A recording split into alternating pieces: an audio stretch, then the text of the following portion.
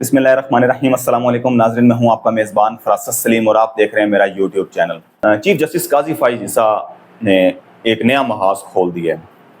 14 सितंबर को एक supreme court के अंदर जो है जस्टिस मंसूर अली शाह की तरफ से एक वजाहत जो है वो अपलोड की गई थी और इलेक्शन कमीशन ने वजाहत मांगी थी मखसूस नशिस्तों के हवाले से। उस पर जो है उन्होंने वजाहत जारी की थी। 2 दिन पहले डिप्टी रजिस्ट्रार ने जो है ना रजिस्ट्रार को खत लिखा कि ये वजाहत कैसे जारी कर दी गई।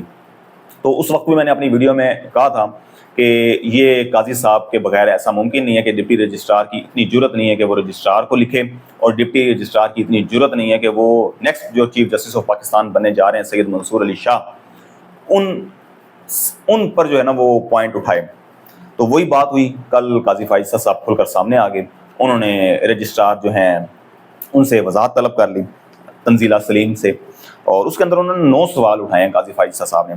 काजी फाइज साहब ने कहा जी कि इलेक्शन कमीशन और तहरीक इंसाफ ने वजाहत की दरख्वास्त कब दायर की, क्योंकि तहरीक इंसाफ ने जो है ना कल दरख्वास्त दायर की है चैम्बर के अंदर ही कि आप जो इलेक्शन जो स्पीकर ने ख़त लिखा है इलेक्शन कमीशन ऑफ पाकिस्तान को मखसूस नशिस्तों के हवाले से, तो आप इस पर वजाहत जारी करें कि स्पीकर जो है ऐसा नहीं कर सकता और मखसूस नशिस्तें इलेक्शन कमीशन PTI को देगा। तो इस बारे में आप वजाहत जारी कर दें।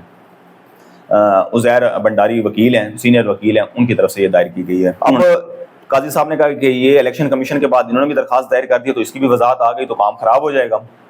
अब दूसरा सवाल उन्होंने कहा जी कि तहरीक इंसाफ इलेक्शन कमीशन की दरखास्तों को प्रैक्टिस एंड प्रोसीजर एक्ट में क्यों नहीं भेजा गया, कमेटी के पास क्यों नहीं भेजा गया 3 रुकनी, क्योंकि कमेटी तब्दील हो गई है। काजी साहब नहीं चाहते आप, क्योंकि अक्सरियत उनकी है। जस्टिस अमीनुद्दीन 5वें नंबर से उठाकर उनको वो 3रे नंबर पर ले आए अपने साथ कमेटी में। तो प्रैक्टिस एंड प्रोसीजर के अंदर तो जा ही नहीं सकती है। काजी साहब चीफ जस्टिस ऑफ पाकिस्तान है, लेकिन समझ से बाहर है कि वो इस बात को समझ नहीं रहे। फुल कोर्ट बेंच था, 8 जजेस का फैसला था और काजी फाइसा साहब उसकी सरबराही कर रहे थे। उन्होंने अपने फैसले के अंदर बाकायदा तौर पर लिख दिया था कि अगर इलेक्शन कमीशन ऑफ पाकिस्तान को या तहरीक इंसाफ को हमारे किसी फैसले पर कोई अबहाम हो, कोई समझ ना आ रही हो, तो जो 8 जजेस जिन्होंने फैसला दिया है तो उनके किसी एक के चैम्बर में जाके आप उसकी वजाहत ले सकते हैं। और इलेक्शन कमीशन ऑफ पाकिस्तान ने ऐसा किया और उसके बाद तहरीक इंसाफ ने दरखास्त कल दे दी। अब हुआ क्या, उसके बाद उन्होंने तीसरा सवाल किया जी कि दरखास्तें काज लिस्ट के बगैर कैसे समाअत के लिए फिक्स हुई। काजी साहब बात फिर वही है, उन्होंने चैम्बर का लिख दिया था अपने शॉर्ट ऑर्डर के अंदर। तो चैम्बर के अंदर हुई है कॉज लिस्ट तो तब जारी होती है जब उसकी हेयरिंग होती है, तो हेयरिंग तो थी नहीं।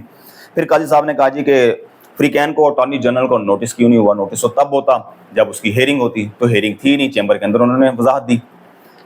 फिर ये किस कमरा अदालत के अंदर चैम्बर में दरखास्तों को सुना गया, सुना तो गया ही नहीं, सुनना तो था ही नहीं, सुन तो फुल कोर्ट ने लिया, आप भी उसके अंदर सरबराह थे।